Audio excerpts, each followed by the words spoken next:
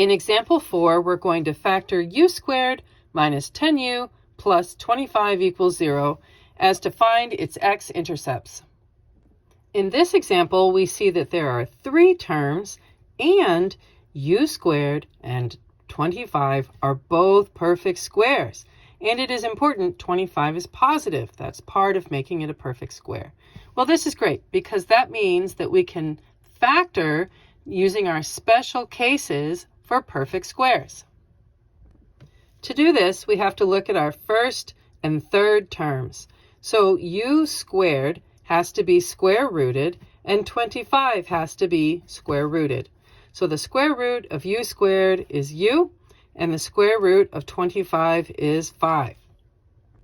When factoring special cases that happen to be perfect squares, we remember that our result is going to be a quantity of our first term square rooted and our last term square rooted, all surrounded in one set of parentheses and then squared.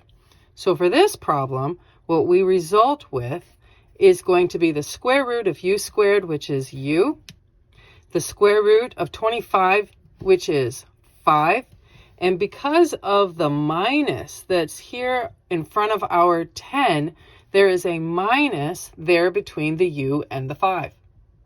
Let's go solve for u. To start this process, we have to get rid of the square. The opposite of a square is a square root, and what you do on one side of the equation, you have to do on the other. As a result, we find that we have u minus 5 equals 0, due to the square root of 0 being 0. Now, normally we would have the plus or minus versions of this number on the right side of the equation, but the square root of 0 doesn't have a positive or a negative version of itself.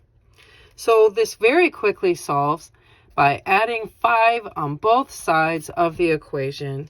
So we discover our final answer is only u equaling positive 5, as this quadratic only has one x-intercept. And there you go.